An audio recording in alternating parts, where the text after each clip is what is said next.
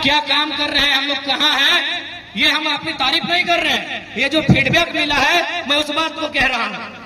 आज 90-95 साल के बुजुर्ग अपने घर में एंड्रॉइड मोबाइल खरीदवाए हैं, जिनको बटन वाला मोबाइल चलाने नहीं आता है, बस केवल हम लोग का स्पेस जुड़ने के लिए। तो ये दौर क्यों आया, आखिर ये दौर क्यों आया? 29-30 साल के नौजवान संसद का चुनाव लड़ते हैं, लाख, 1.5 लाख, 3 लाख वोट लेके आते हैं, 1 रुपया बूथ खर्चा नहीं देते हैं। ये दौर क्यों आया? ये दौर इसीलिए आया क्योंकि जिन्होंने झारखंड में अब तक सत्ता को संभाला है केवल अपने परिवार की प्रॉपर्टी को देखने का काम किया है। इसीलिए आज ये दौर आया। ये समय की मांग है। ये हम लोग अगर राजनीति करने आए होते आराम से, हमें अभी भी 7 सीटों के ऊपर है, विधानसभा में भी 7 सीटों के ऊपर है, दर्जनों बार फोन आ चुका है। आराम से हम लोग 7 को बढ़िया बढ़िया लड़का को ले लेंगे और कूद जाएंगे किसी के पाले में। आज हम लोग नियति की मांग को लेकर आए हैं, इस राज्य के हालात को बदलने आए हैं, इस राज्य की तस्वीर को बदलने आए हैं। और हम ये भी नहीं कहेंगे कि हम लोग कोई जादू की छड़ी लेकर आए हैं कि यूं घुमा देंगे और बदल जाएगा, लेकिन हाँ, प्रयास करने आए हैं और प्रयास अंतिम सांस तक करेंगे, ये वचन देने आए हैं। जरूर बदलाव होगा और आप कब बदलाव के लिए तैयार होते हैं मुझे नहीं मालूम। मैं आपको एक मामूली घटना सुनाता हूं चंद्रपुरा की। जैसे आपके पत्रातों में विस्थापित है, चंद्रपुरा में भी ठीक आपके यहाँ शायद पीटीपीएस है ना, हमारे वहां सीटीपीएस है। सीटीपीएस के बगल में थर्मल प्लांट लगता है। जैसा कि प्लांट लगने के बाद की कहानी होती है, रैयत मुआवजा की मांग करते हैं, रैयत नौकरी की मांग करते हैं, वहां भी वैसा ही हुआ। फिर पुलिस बीच में आती है, कंपनी के दबाव में केस होता है, जैसा हर जगह पूरे झारखंड में रैयतों के साथ होता है। वहां भी 21 लड़कों के साथ केस हुआ, लेकिन केस करने के बाद मैनेजर ने क्या बोला मालूम है?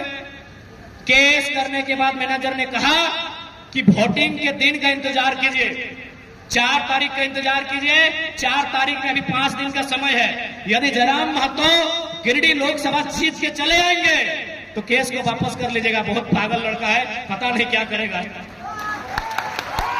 आप बोले किस लड़कों से जाके पूछ लीजिए। 4 तारीख जैसे ही चुनाव हम हारते हैं, 5 तारीख को वो केस टेनो घाट ट्रांसफर किया जाता है। टेनो घाट उनका कोर्ट कचहरी पड़ता है।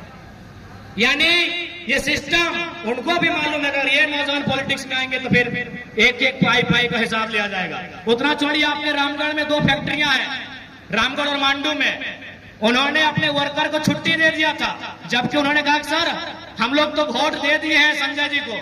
बोला नहीं आप गिरिडीह जाइए और अपने रिश्तेदारों को कहिएगा कि जयराम महतो को वोट नहीं करना है। अब आप किस रूप में हमें ले रहे हैं मुझे नहीं मालूम, लेकिन जिन्होंने झारखंड को लूट के रखा है वो सीरियस ले रहे हैं और चुनौती के रूप में ले रहे हैं। उन्होंने 2 दिन छुट्टी दिया था अपने वर्कर को कि जाइए और किसी रिलेशन के यहाँ रात रहिए और सुबह बस इतना बोलिएगा कि जयराम महतो को वोट ना करें।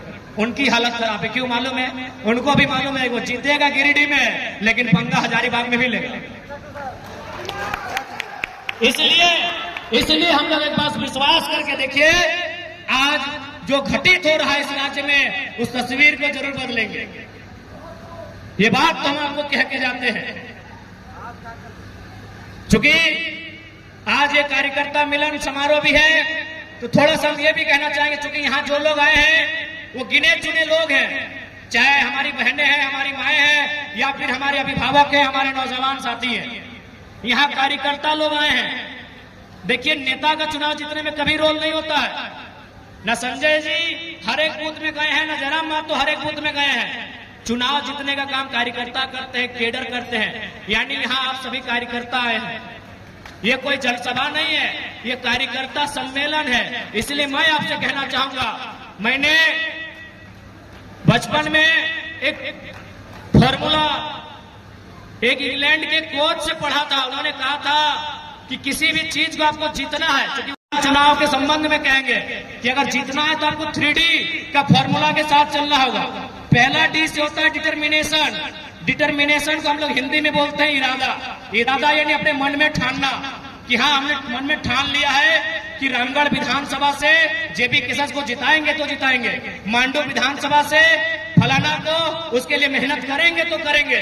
यह होता है डिटर्मिनेशन, यानी इरादा जो हम मन में ठानते हैं। दूसरा